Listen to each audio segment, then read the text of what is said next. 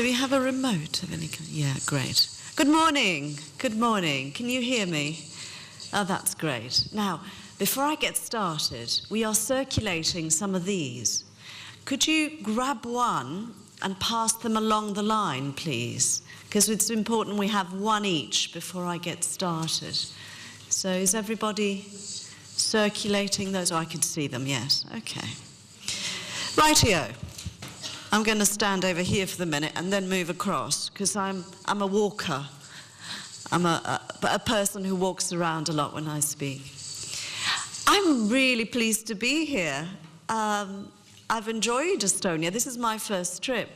And although I've not seen very much of it, I have interacted a lot with the community here in the few opportunities I've had. And I very much enjoyed the conversations. And the dinner last night was terrific. Thank you. I'm going to talk about student engagement for sustainability. But like Natalie, I'm not interested in talking too much. I'm more interested in an interaction. So please bear with me as I structure this presentation in a variety of ways. I want us to focus on the word engagement, please. Student engagement. I'm coming from a set of glasses which are tinted with education for sustainable development. And specifically, I'm coming into the ESD room from a different place to some of the other speakers I heard in the opening day. In the opening day, we had a really good context of what sustainable development could mean and how complex it is to define it. We also had a review of some of the potential indicators that could help us ascertain whether we're heading in the right direction or not. And we had some very interesting conceptual presentations as well from our local colleague about the deep ecological, spiritual, and engagement with sustainable development, and the possibility of reorienting those rivers through a mere trigger or catalytic impact of a change. All of that's really important to this presentation too. As we enter the room of ESD, we enter it via different doors. And the door that I'm entering is through education. I have a passion for education, and I believe that ESD is critical to changing education as much as it is about changing our societies and our future. So when I have conversations with a lot of passionate SD people, sustainable development people, they talk about the future, they talk about the concepts, they talk about the indicators. But underpinning all of that has to be some questions and thought about the role our schools, our universities, our colleges, our NGOs engaged in learning processes, their role in all of this, and how learning is actually the process by which we attain sustainable development. Because ultimately, we don't know what sustainable development looks like. We do not have a map, we do not have a recipe, we do not have a country we can imitate, because it doesn't exist. But we all believe that we need to move in that direction. So what does that mean? It means we have to learn our way to sustainable development. We cannot just implement it. We have to learn our way to get there.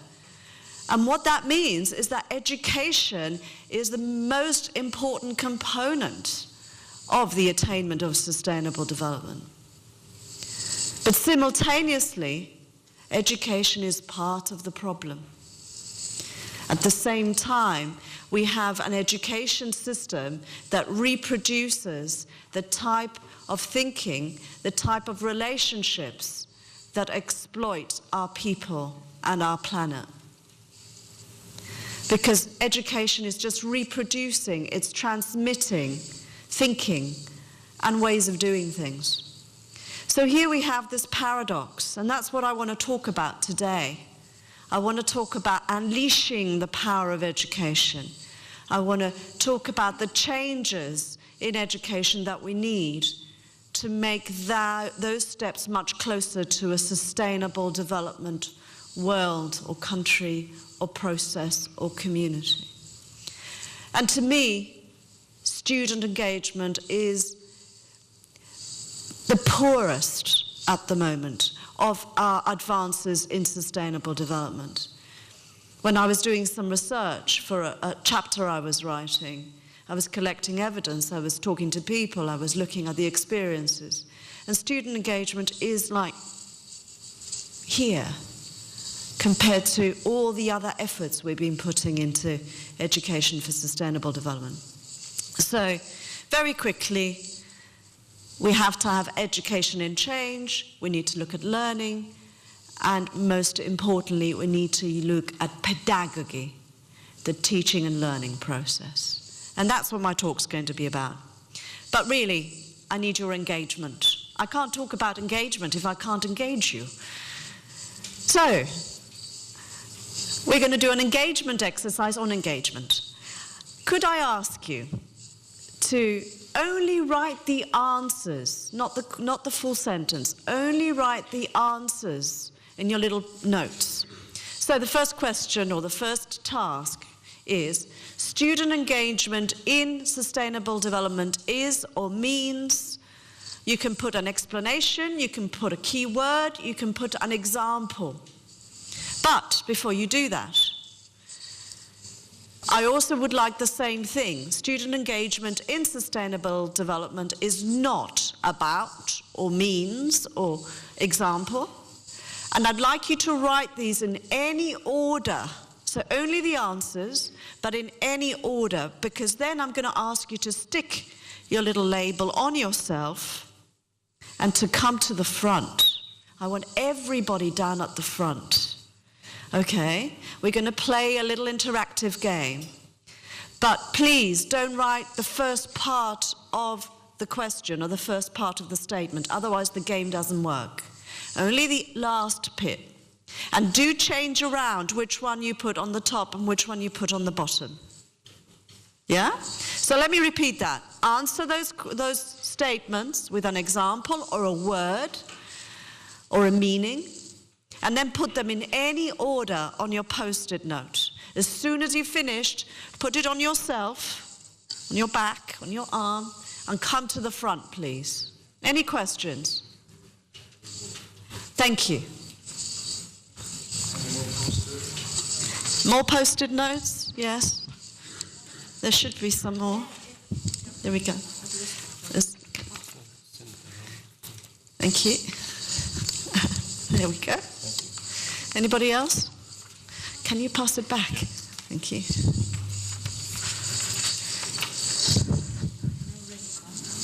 Sorry? Are we allowed to come? Have you done yours? Yeah. I haven't written mine yet. I'm going to, what did it say? Feelings, passion, and mission. Boldness. Okay. The emotional. The emotional. Thank you. So please, if you have written your sign and haven't lost it yet, please come forward.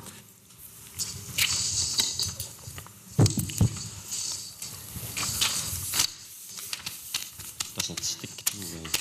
Feelings and national system. Learning stuff. Power. Women are so powerful. You have done it before, you know the...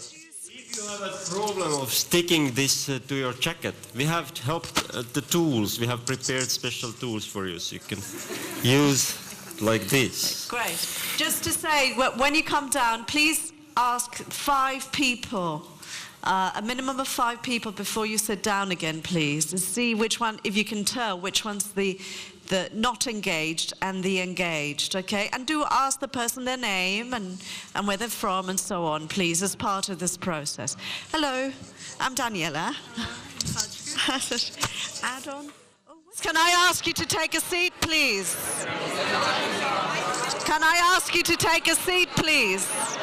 We don't want to. I know. But Marek's telling me we need to take a seat, please. Thank you. I know. Thank you. Thank you. Thank you very much. Could I ask you to take a seat? Thank you.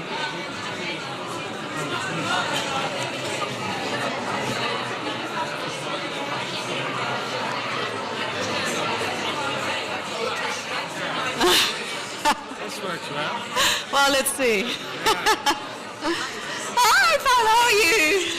Good, good, good. Congratulations to your new Oh, thank you, position. thank you. That's great. Yes, I hope we can still work together. Yeah. Yeah. Will you be around for coffee? Yes. Let's have a Did conversation. you see that? Yes, I have a brochure about you. Yeah, I saw it. Well done. Yeah, I picked one up and everything. Right, thank you very much. Marek tells me we have to speed up, otherwise I won't be able to sum up. Colleagues, thank you. Right here. Okay, there we go. Okay, first of all, I'm going to ask you how it was for you. Did you enjoy that? Yeah? Okay, good. See the thumbs up. Right? I want to ask what you thought the serious message was behind that. Who'd like to volunteer? Serious message, over there. Can you speak loudly without a microphone? Because I have to apologize, I missed the core of your assignment here. Because while you were explaining the assignment, I got an email from my facility manager. I'm coordinating sustainable development in my institute, teaching training institute. And I got an email from my facility manager that he was not pleased finding a small note near all the coffee machines where students protested against the quality of the coffee cups because the paper of the coffee cups is not totally recycled paper. So it was a self-aware action of our students. They didn't notify the management, they just put the things over there. Well done. My facility management was not pleased, so we got an email because I'm coordinating sustainable development. So I had to write an email back instantly to the facility manager, hey Mark, we need to talk about this, that's one thing, and hey students, keep on frustrating us with your activities. Yeah. So thank you very much for the assignment. Yeah. Okay, thank you. That's great. Examples are a good way of trying to illustrate. That's a very, it's fun to interact, to meet people. It's fun to think on your feet. But there's actually a very serious message behind it. There's a very serious message, and that's what I really want to share with you today. And do interrupt at any point, okay? Because this is part of engagement. Interrupt, don't wait till the end. So, this is the traditional way in which we do conferences and lectures. This is how I like to do teaching and learning. It's more the learning than the teaching. Engagement can be fun. In higher education, we have the luxury of being able to do that. That, accompanied by some reflective spaces, is really important. Finding space to reflect on those experiences, on that engagement, is part of what I'm talking about. But sometimes engagement in classrooms, in outdoor areas, is about follow these sets of questions in your nature reserve and answer them. Go and find the clues and answer them.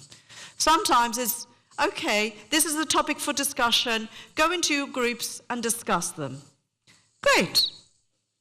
Anything changed? Any input? Who decides the questions? That's not engagement. Group discussions without an underpinning questioning of how and who determines what we're engaging with is not student engagement. This reinforces my core message at the front, and I'm going to talk through some examples of how that articulates itself in education. Those who contribute to exploiting poor communities in the Earth ecosystems are those who have those qualifications, those who are well educated, which says to me that getting another degree in sustainable development or doing another program on education for sustainable development is not going to change our world. however many new programs we do on environmental science, ecology, sustainability, it's not going to tackle the core issue. The core issue is that we have learning and education systems that are reproducing what is wrong with our world. And therefore, we need to tackle what is wrong through the way we learn and we teach. We can change content, but we have to change the process of learning and teaching. We have to challenge the power relationships. Who decides what gets taught and how it gets taught in the classroom? And paradoxically, universities were set up, and some of them do this very well, not all of them, to actually break and change and lead. And if you read all the government manifestos on higher education, as well as wanting to manage and control, they have a little thing that says, universities are here so that we can break new ground, solve the problems of the world. You know, those high mission statements. But they're not doing that. I expect you all to be independent, innovative, critical thinkers who will do exactly as I say. Here is the contradiction. Here is the paradox. We talk about sustainability. We talk about the importance of bringing change in our community, and yet our sustainable development classrooms are passing on knowledge about ecosystems, knowledge about science, knowledge about geography, not really taking that knowledge to the next step by engaging students in a way where they can connect with their locality, like Natalie was saying, making meaning in their context. Connect in their locality, have the power to decide the type of core things that need to be learned as part of the process. So, for example, when I do a series of presentations or I do a course, the core thing we ask at the start is, not what the course is going to tell you you're going to learn, but what would you like to learn or get out of this course? What would you like my role as an educator to be? Let's negotiate it.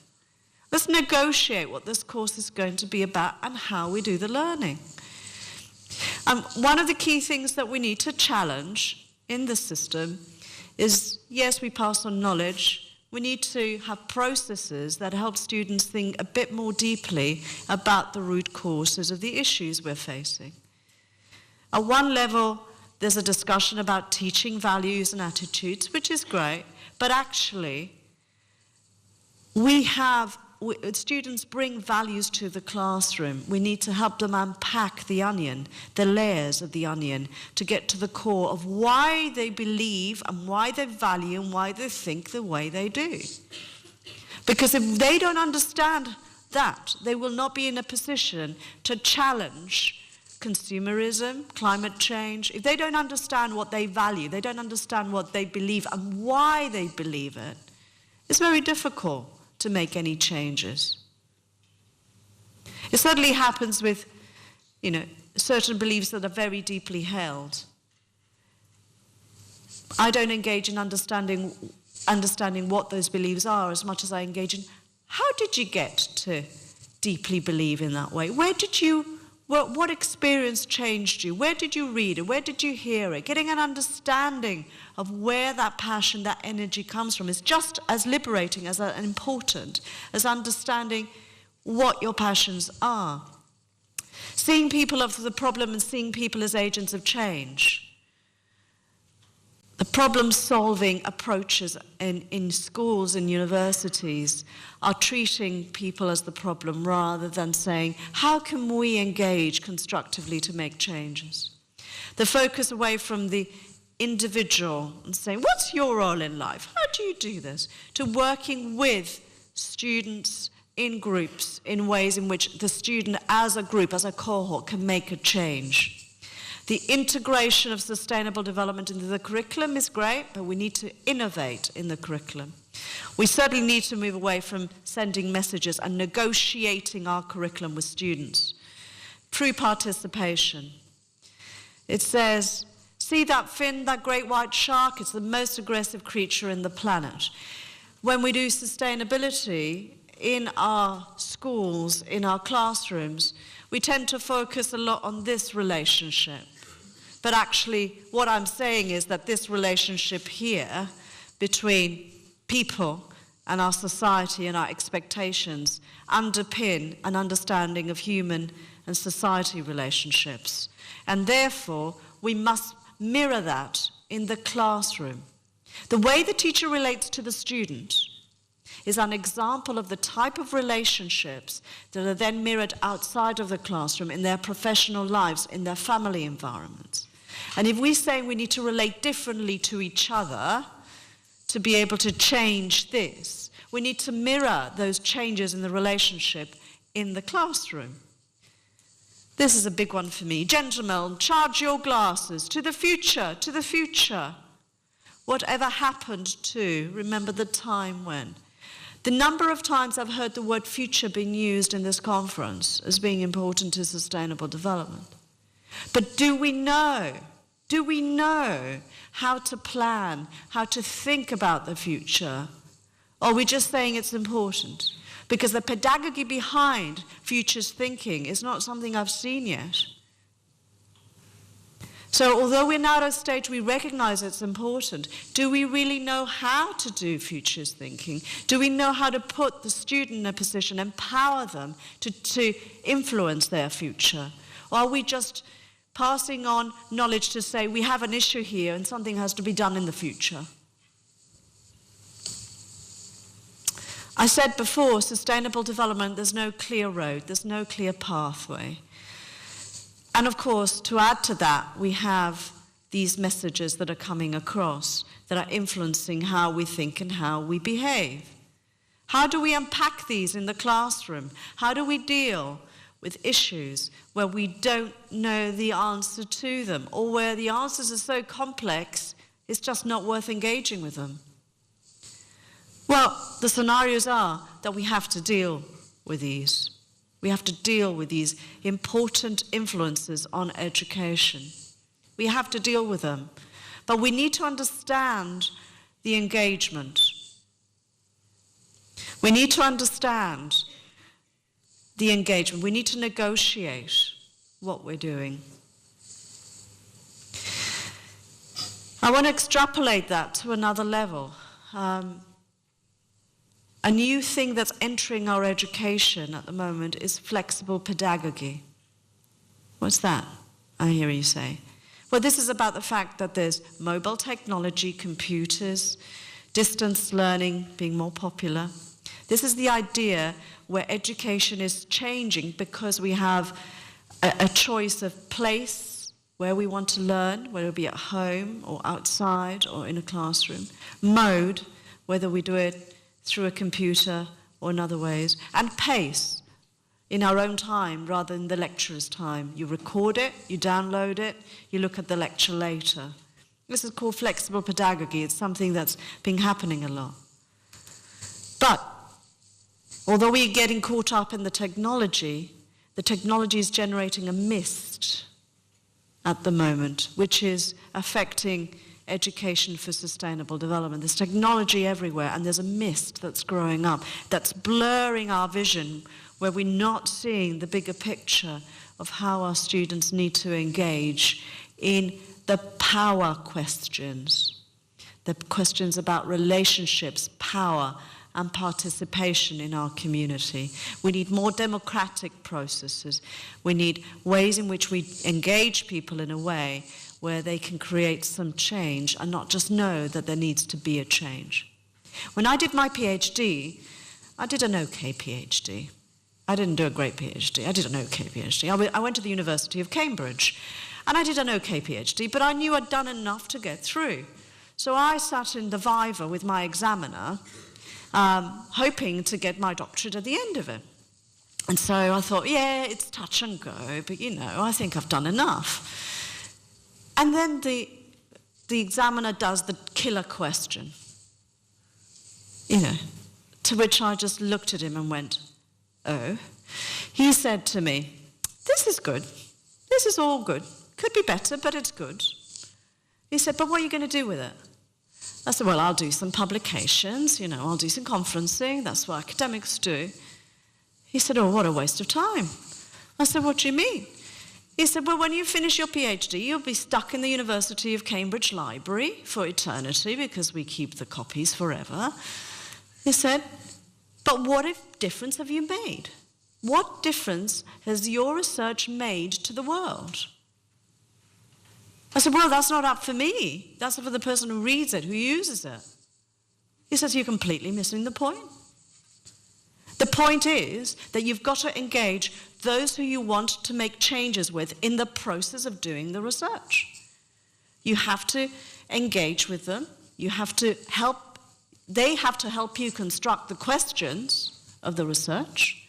They need to help you collect the information. They need to help you analyze the research, because that shares the power of research with those who then are going to use the research. The chances are that if you're doing research that's relevant to their needs, you're engaging and creating some ownership, the chances are they will use that research. What are the chances of them going to the University of Cambridge Library, bringing it down, reading it, and doing something about it? Bang. That very moment changed my way of thinking about research and education. I had missed the point. I got my doctorate, but I had missed the point.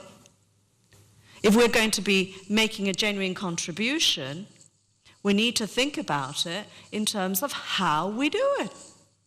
How we do it, the pedagogy of learning, the pedagogy of research, the pedagogy of change, how we do it, and how we learn of engaging with others to actually reach to that point. And these are the key things that I am using now for me, which I hope to share with you, and perhaps they might be helpful, or maybe you can add or generate your own. Because these are the key things that are now helping me when I'm changing this situation. So, power. Whenever I'm doing a lecture, a classroom session, a change mechanism, because part of my role in the institution is actually to change the institution. That's my role at the University of Gloucestershire. Whenever I'm doing an activity, I'm planning something, I stand back and I think, where's the power? Who has the power in this relationship? How are we going to share that power around? How are we going to involve people in generating what comes next? Connecting students to that power question and the co-creation question, co-creating together rather than passing on. And that's where the word expert goes out of the window. It's really important. And there's some really interesting ways in which we can take this forward. There's a report that's just been released by the Higher Education Academy in the UK that looks at the power in pedagogy. This one, about the future. How do we deal with that? Well, we need to start looking at methodologies in which students can create their own futures, not just predict the future, but genuinely create ways in which they can lead change. So construct, envision, think about different ways in which we could be relating to each other. Think about different ways in which we exist in this planet, live, work. But then give them the skills to be able to make those changes. So I've seen it in my university, some really good lecturers, some very good educators saying, change, change, change, change. The change must come, the transition. Great. The students go into the workforce and go, change, change, change. They last 3 months. Because the structures won't change. Because they don't know how to do the change. So they might be engaged and positive, but have they understood how change happens? Have they got the skills to bring change into the world? This is one that goes deeply in my own heart. Reform. You see, we all talk about reform. We all talk about change, but actually I want to talk about decolonizing education. Decolonizing education. We all have our histories of colonial histories in many ways, powers that are influencing us, that we influence. But there's so many assumptions in our content. There's so many assumptions about the examples that we use that are colonizing the way we are thinking. So we're thinking with a particular set of lenses. So it's something that is very much in its infancy yet. We need to decolonize. We need to work out in our content and how we do it, whether we are being inclusive, whether we're using examples beyond our immediate experience as well. Of course we have to have meaning locally. Of course we have to do that. But if we just do local meaning making, we have another issue. We don't understand the bigger picture. We need to have the intercultural literacy and skills to go beyond that. The global to local is very important, really important. And as we become more global, whether we like it or not, we need to understand how the local connects with it. Thinking outside of the box is really difficult. This relates to transformative capabilities. So, we've all been saying this in the conference, we all need to draw on our experience, and we need to do things in a different way. We've heard that a lot, but that's actually really quite difficult. It's really difficult. And we need to have an understanding of transformative learning theories. As educators in sustainable development, we need to spend more time reading and thinking and speaking to people who are engaged in transformative learning, because we are trying to transform people to get to a different type of world. We need to get to that level. It looks like we hit a brick wall. I don't see a way around it. Transdisciplinarity, another word we love in ESD. Well, you must all work across disciplines. We love it. Do we know how to? I'll give you another example. Before I came to the UK, I was actually at Macquarie University in Sydney, and I had the pleasure of working in a faculty where was totally interdisciplinary. I had an architect on my left-hand side. The next room was an architect. On the other side was an archaeologist, and in front of me was a carbon mining specialist. And we all engaged in teaching the same programs. We were all engaged, supposedly, in doing research together. The reality is we didn't. We just did our classes and walked out and hoped that the student would be able to connect it together. So although that experiment was working in principle, in reality, it's very difficult to understand the frameworks and ways of thinking of colleagues who are trained in different disciplines. We need to cross those boundaries, and we need to help students in the way that they are understanding a problem, an issue, a situation, to cross those boundaries. Natalie was trying to do that, I think, in Cornwall, in the way that she was bringing all these different issues together. We need to find those creative ways of growing non-boundaried learning. That one. Social learning, and of course we've got Aryan here, who's one of the experts of social learning in ESD. We need to think about different ways of learning that are not classroomed, that are not institutionalized, that we learn from the social context and in the social context. It's really important for us, especially as technology is coming into play. So, another one of these charts. The key one to say is that we want to move away from teaching that informs to learning that transforms. That's the core one. And how do we do that? Well, we've got lots of jargon. Well, we need to stop and think about a situation where we have a teacher and a learner, and we have to stop and think and ask the question, where's the power? Who's got the power? Where's the choice? Who's choosing? How relevant is it to the student's experience and needs? And how do we facilitate a situation where we're learning with those students? Okay. Hey, I love being here with all the plants and animals. It's so fantastic. I think I'll stay around for a really long time. Now let me just capture what's wrong, in my perspective, with the education experience and how we need to transform it. A lot of our classrooms in higher education in schools are focusing on that, waste, and are asking the question, taking it to the laboratory and saying, doing experiments with it. How long does it take to degrade? What's it made out of? You know, that sort of thing. Others are asking questions like, where is the nearest litter bin? Who dropped it there? Why did they drop it there? Let's understand the psychology of the person who dropped it there and what their motivations and thinking is. Others are saying, where's the nearest litter bin? Because that's got something to do with the geopolitics of the place. But what's the real question that we need to be asking?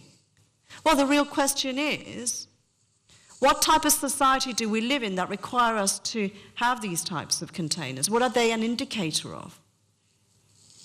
What type of governments, what type of businesses, what type of institutions do we have that allow for these containers to exist in the first place? So you see, we're changing the questions that the students are engaging in. That student engagement questions are slightly different to the ones that we're currently engaged in. And then the question is, have we got that turnaround moment to ask those deeper questions? Well, the GAP, the Global Action Programme, shows some promise. It's early days to be able to say. The Sustainable Development Goals and their indicators are showing some promise, and I recommend you follow the progress. But ultimately, we've got a lot of work to do. We know more or less what needs to go in. We know what goes out. We need those examples. And here are a couple of examples that I want to share with you briefly.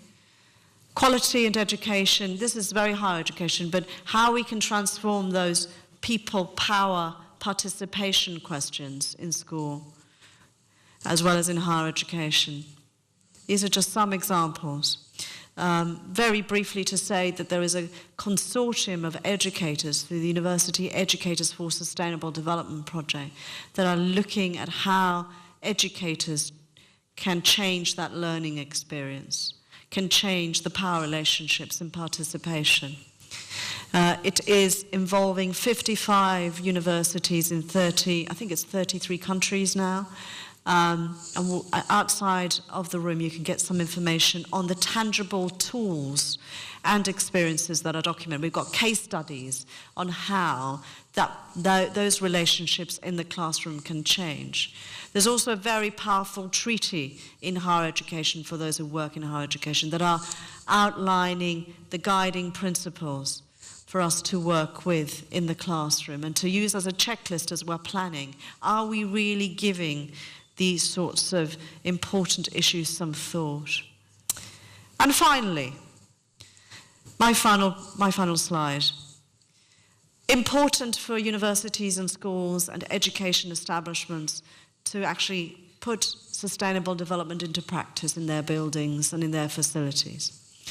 But please let's remember that you cannot put a lettuce in the window of a butcher shop and declare you're turning vegetarian, please. If we have a very good environmentally sustainable building we're doing the teaching in, great. But if what we're teaching is teaching and not learning, and if the education programs of our schools, of our universities, are not challenging that participation, power and engagement, then we won't be turning vegetarian. Thank you.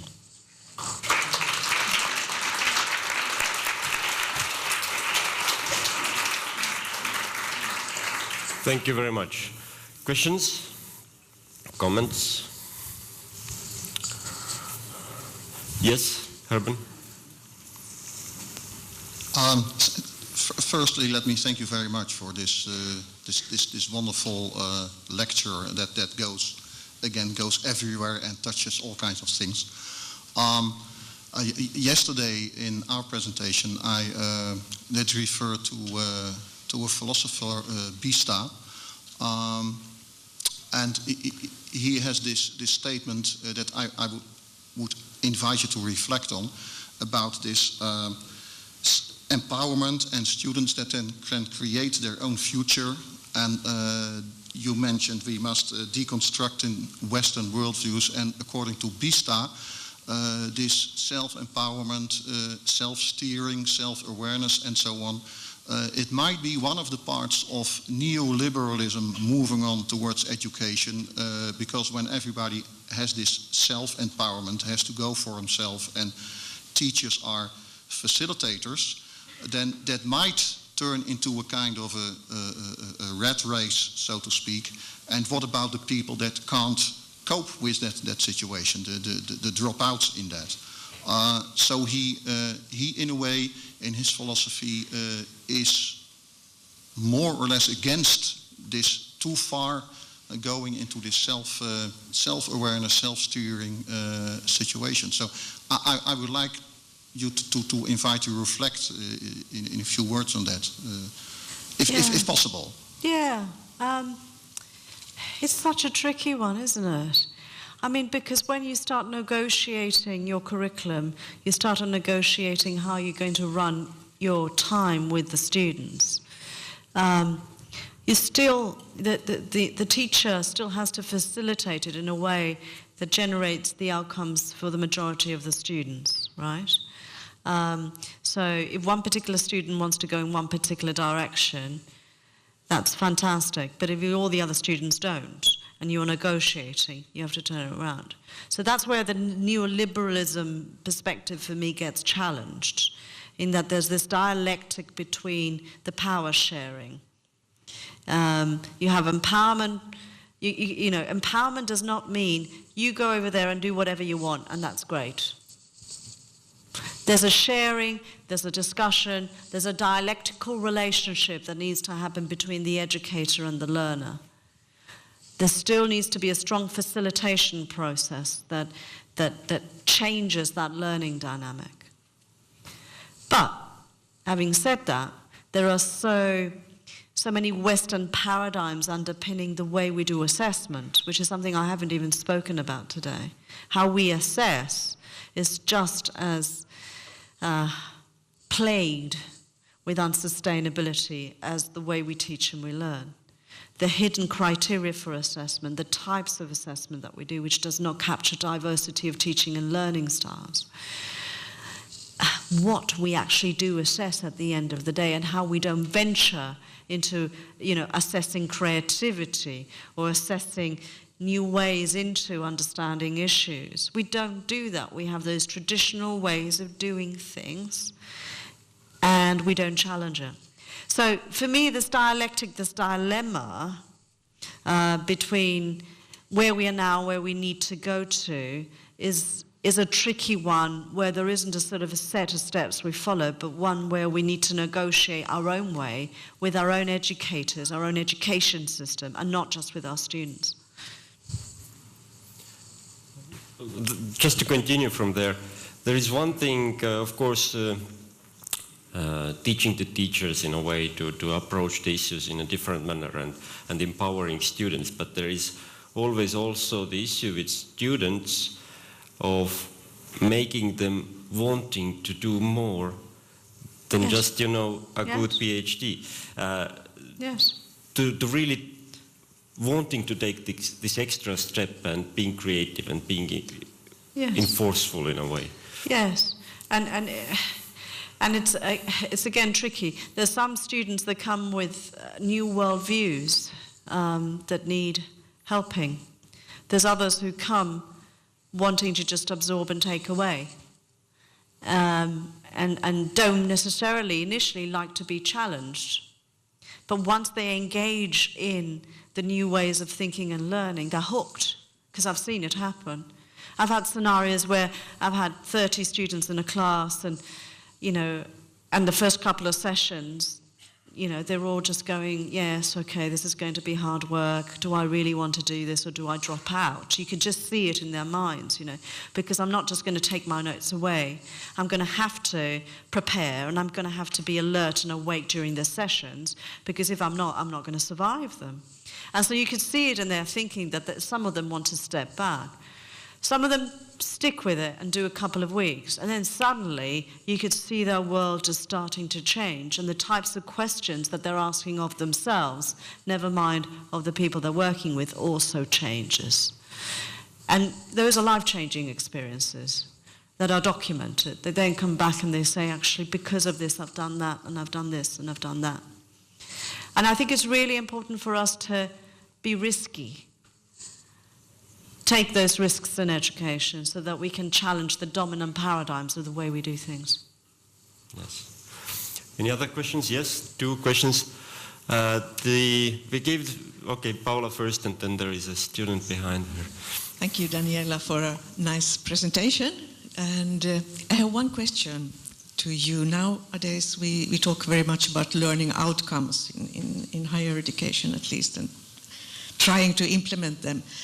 And I wonder if there are examples of such. I know there are learning outcomes for each individual course defined, but campus-wide, university-wide learning outcomes, I heard only of some examples of that, also when it comes to sustainable development. Would that be one of the instruments if you communicate this out to the students? I mean, students vote by their feet. If they find a university or education attractive, they go there. So if you could communicate out information about having sustainability and the skills and the knowledge behind that as one of the guaranteed outcomes for the students. Would that be one way to go forward? Do you know about examples of that? Yeah. There's a few examples of where institutions have very explicitly identified that their experience through higher education will generate particular graduate attributes, we call them, particular ways of thinking and engaging. We find that students, it doesn't mean anything to them really. It means more to the institution that it's committing itself, but students just look at the concepts and go, what's this mean? Until they actually live it in the classroom, until they actually experience it, it doesn't really mean anything. So it becomes more of a propaganda thing for institutions if it goes externally. I do find it very valuable for it to be used as a basis for conversations in teaching and learning committees or in quality assurance processes or in institutions, having those very explicitly identified as something that an institution is committing to, then they're very useful there. But students not wanting to engage is a really interesting question. Some come to university because they just want to get a degree, they just want to take away that certificate. Some of them come because they just want to have the higher education experience of living alone, interacting with others. And then there's a small number that come because they want to change the way they experience life. And so the challenge of the educator is to actually extend that number of people when they come in, so that transformation of the way they themselves see the world, the way they engage with the world happens, so that they become part of a new sustainable future rather than part of the problem of unsustainability. It's a big challenge. Yes. I think Monica over there as well. Hello, I'm Sachko. We talked a bit on the stage. But maybe I can just use this 3 seconds to ask to the audience, actually, like how many of you are actually students? That's great to see. And I'm also a student at Uppsala University in Sweden, in Uppsala. And I would just like to comment that this is exactly what the department that I study at and also work at now, called CEMUS, C-E-M-U-S. CEMUS, it's a Swedish abbreviation of Center of Studies of Environment and Development Studies. And we are a student-driven education model that students like me get hired to coordinate the courses to offer at bachelor's level and at master's level. And so this question of, all these questions that you, and also elements that you have mentioned is such a crucial issue.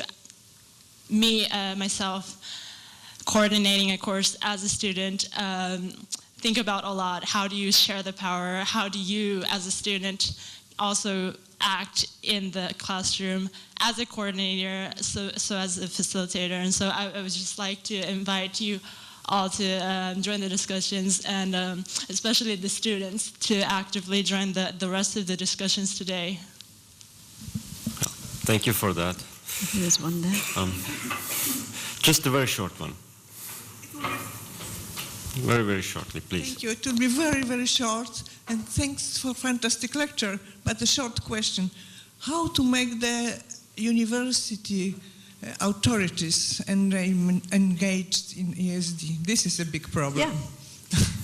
Yeah. Just like students, they have to go through a learning journey. What I have learned in my last 8 years at Gloucestershire is that making a business case and talking through does not help. However many people say you've got to have the business case to make changes to leaders, they won't. You have to plan a learning journey for them. You have to work out where they are and then provide a series of interventions and a series of learning opportunities, because the one-off conversation is not going to change someone's mind, and put in place a series of things which will hopefully, if they're done right and if the moment is timed right, will lead to that change. I was recruited to come and do institutional change by a wonderful vice-chancellor. She lasted a year. She then left, and they brought in this gentleman who was a complete cynic of sustainable development. He did not believe in it in any way, shape or form. And so we had a challenge, because here we had a team of 30 people engaged in sustainable development in the institution and a vice-chancellor who didn't believe in it. I very quickly realized my 30-strong team would probably be turning down to 2 or even nothing by the end of the year if things hadn't changed. So we planned and mapped a step-by-step process of influencing his thinking. And we said, okay, where is he in the learning journey? These are the assumptions he's making. We listened to him first. We spoke to him. He said, this is my understanding. This is why I don't believe in it. This is the things I find challenging. You know, okay. So we started planning a series of activities. And I have to say, not all of us were engaged in the activity. So we brought in colleagues from outside the university who he had the ear of, who he respected. And we spoke to them and said, can you help us move this Vice-Chancellor's thinking along and can you please help us challenge his way of thinking? We're not asking you to shape his thinking, we're just asking him to ask some questions about his thinking and engage in this learning process. So we counted on the external stakeholders, on internal stakeholders, on the students, those who were very passionate about it, and we constructed a context for the Vice-Chancellor to learn in and to understand. He's now been there for 7 years, and he is our biggest passionate component for sustainability. He cycles into work, and when we have executive meetings, he sits there and says, where's the sustainability in here? He doesn't completely understand it very deeply, but he understands how important it is now. And so there has been a bit of a U-turn, but it was because we planned a learning journey. We didn't do the traditional, here's the business plan, here's why you must do it. We understood he had to go through a process just like our students did. Does that answer your question?